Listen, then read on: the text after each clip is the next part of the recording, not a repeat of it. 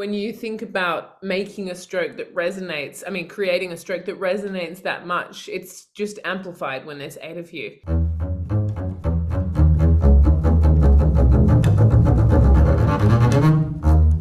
What's going on? It's Jason Heath, and Phoebe Russell is such an awesome bassist and communicator, performer, and is a treasure trove of advice on auditions. Her course, Smash Your Audition, is available on Discover Double Bass. We've got that linked up in the description below, and I'm going to sit down and go through this course, try it on the bass, and talk to Phoebe about auditioning and about this course. Hope you enjoy.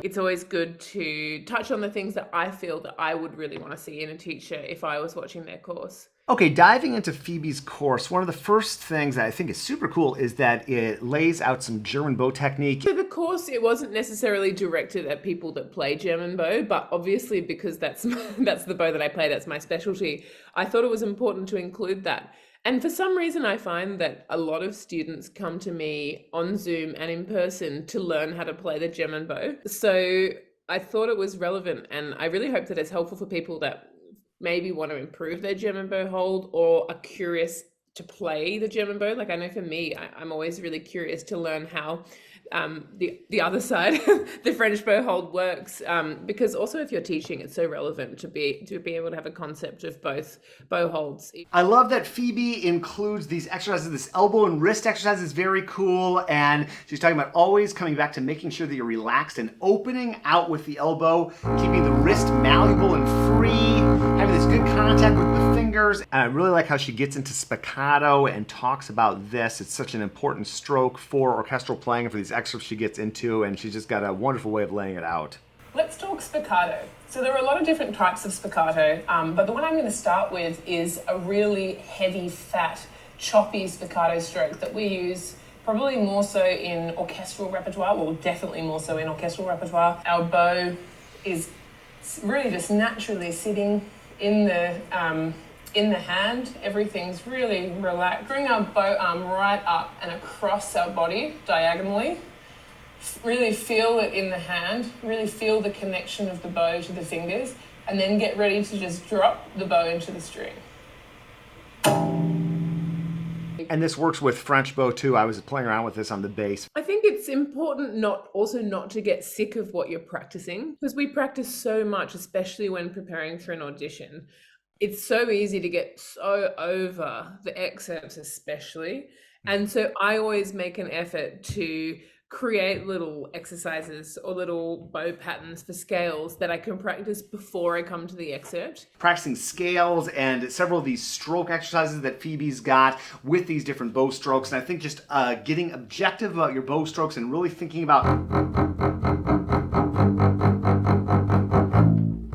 how that weight's being directed into the bass, like Phoebe's talking about, really using your arm, all the weight coming from the shoulder, and then really understanding the types of bow strokes, like a brushy stroke, there's maybe a lighter stroke, context of stroke for different excerpts. That's just also important, and getting them dialed in on exercises like scales. It's a great way to do it. I love the 6/8 to really kind of prepare you for Beethoven 5. Something that Phoebe talks about that is so important is just using the right amount of bow at a slow tempo that you're going to be using at a fast tempo. So if you're practicing this Beethoven slow, you might be tempted to go or something like that, but it's going to be much more short kind of stroke when we're actually doing it. You're using that little bit of bow, and I love the concept of resonance that Phoebe keeps on bringing up throughout this course. So letting this bow release, finite amount of time on the string, I think that's what she says, but infinite ring. And then I love how she lays out audition preparation and just first impressions. It's amazing because people always say, you know, how quickly you make up your mind when you meet someone or when you hear someone play. And obviously I don't mean to, you don't want to do that, but the human brain very quickly makes a judgment on what it sees. And I noticed that more as I sit on more auditions and I see people that come in, and especially the ones that have to adjust everything for ages and then tune for so long. And it's just, you're already switched off by the time they come to play. I mean, like, I really try not to be. I'm just saying that I do notice that as well. You notice the vibe in the room when everyone's just sitting there waiting for the person to get comfortable, the person to properly tune their instrument. And I feel that if you can just get rid of a lot of those unnecessary factors and just walk in, give your best first impression, play with a really solid sound, then you're already a step ahead. Then Phoebe dives into a handful of the most common orchestra excerpts that we have. So we've got Beethoven's Fifth to start off, the scherzo and the trio. In terms of excerpts, I mean, they are excerpts that I feel are the most important excerpts. For me, if I listen to a bass audition, when I set the excerpts, I could pretty much just go off Beethoven 5, scherzo and trio. Because you've got everything in there. You've got string crossings, you've got extreme dynamics, you've got bow control in every form. You know, there's the heavy spiccato, the really crystal clear light spiccato. You've got connected notes. You've got, you know, all sorts of orchestral articulations that you can only really nail if you understand the repertoire and the genre. And I think if you're a true orchestral musician, that's probably the excerpt that shows that the most. So Beethoven 5 is definitely my number one most important excerpt. And it's just great to hear her lay all this out, and everything she's talking about is reflected in her parts here, so it's great to be able to follow along. In Beethoven 5 scherzo, I'd say that they're looking at the ability to maintain a consistent tempo. For me, that's first and foremost. And I love that Phoebe starts up bow for this scherzo. That's the way conductors tend to like it in my experience. I do find that it's a little bit easier, for me at least, to start down bow. But really thinking about what Phoebe was talking about with like keeping the weight even as you go across the string. Just as I played that, I could feel things kind of herky-jerky. So just practicing open strings like Phoebe also talks about in the chorus, and really getting that even. Such a great concept. And then applying. And I find that for these excerpts that are more connected, even with something like this that's not an off the string or articulate stroke, really thinking about using the same amount of bow even when you're practicing slow, I find that helpful so that I'm changing in the right spot. So if I'm practicing this slowly, if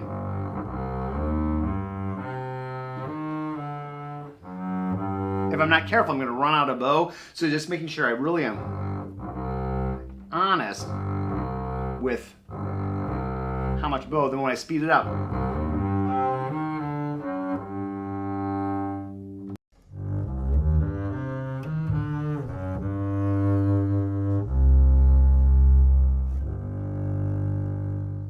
And I love how Phoebe talks about this next section really sounding like the timpani. I'm trying to make sure that the bass rings.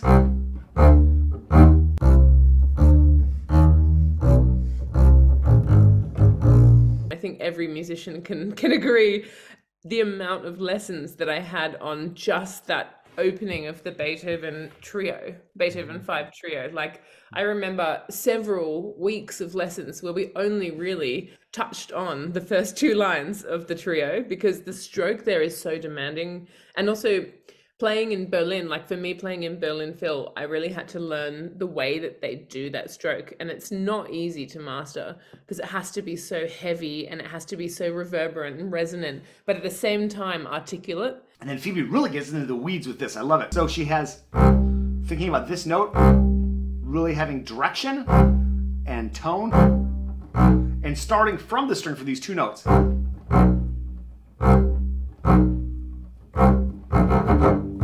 then I always have trouble getting the weight into this low G. And I find this very useful to practice. Just practicing open strings. Sometimes I mute the strings a little bit back here to get the feel of closed strings.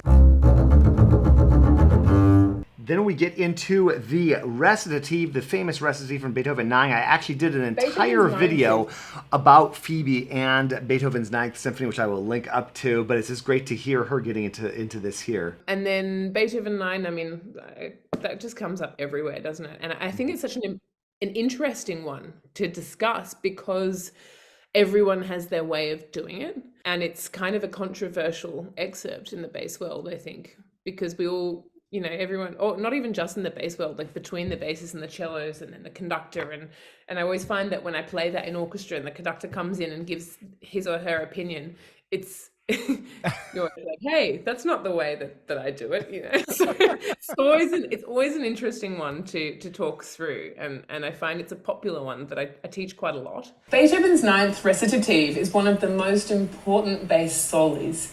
So a lot of what we want to do in this excerpt is make sure that we're choosing the moments that should be spoken and the moments that should be sung. A lot of the time we're interjecting an orchestral line or a vocal line, and that needs to be really clearly an interjection. And then sometimes we're anticipating where the voice is going to come in. Gotta love Beethoven 9.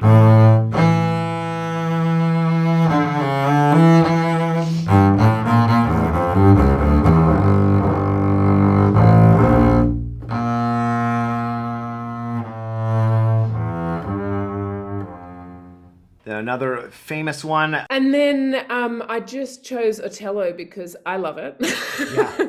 You know, and I also found that comes up on auditions all over the world, especially in my experience for my students in youth orchestra auditions. It's also helpful, and for me, this course was not only aimed at professionals, but also, you know, at people taking youth orchestra and community orchestra auditions.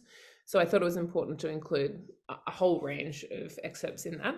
These excerpts from Verdi just are so full of imagination. She really gets into this first accent on the note and the context and how she approaches it. I think she calls it just a nudge, which I love.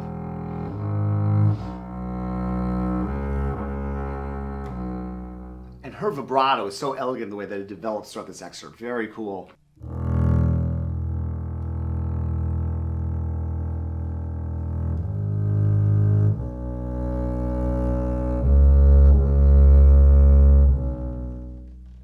Another classic orchestra excerpt that we play for so many auditions right here, Mozart 40. And if you enjoy this video and getting into this like Phoebe is doing here, definitely check out this course. I love Discover Double Basses courses. I also did a video with the wonderful Derek Zadinsky performing the top 10 most commonly requested orchestra excerpts, which I will link up to. And then I did Mozart 40 because I think the stroke's just really important, and it's important to differentiate between the really heavy Beethoven stroke and then the lighter, more brushed Mozart 40 stroke. And her shaping of this, and doing it on the G string too, which might seem a little bit more courageous or fraught with peril with the shifts up. I mean, you can disguise the shifts like she talked about with Beethoven 5 Scherzo, and really getting that phrasing. It's super cool to hear her do that. And then really getting into the weeds with these like... She talks about the arm weight being heavy and relaxed. And there are so many different ways to practice these and go through them, all sorts of games and techniques and abstracting it out over exercises to make it so you're not just banging your head against the wall on the excerpt.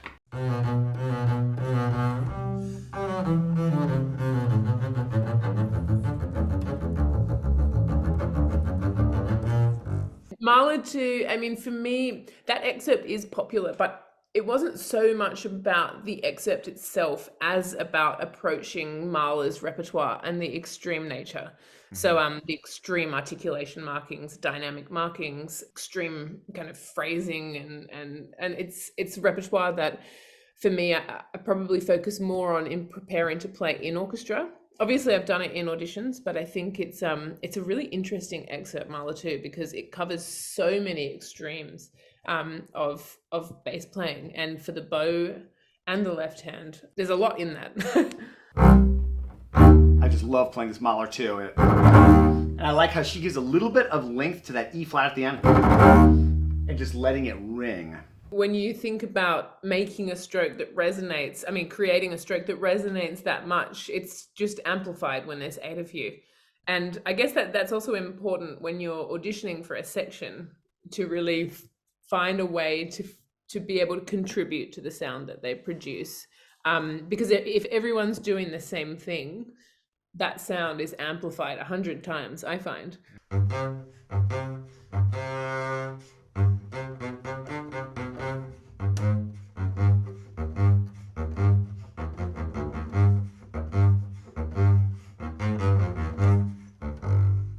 And then she digs into the Vanhal Concerto. What a great concerto, and you need a concerto at any audition pretty much, especially as you get into the later rounds. So she gets into why people ask for concertos, and then her approach to the concerto is just absolutely brilliant. From my time studying in Germany, there were certain excerpts and pieces that you play in every audition. And for me, Von Hall was the concerto that I worked on the most with the most teachers. So I feel like I really have a lot that I can share that I've learned over the years. And I feel very fortunate to have had lessons on that piece with people like Klaus Stoll and Janne Saksala and, you know, so many great musicians. So I can also combine that with my personal opinion and the way that I like to play it.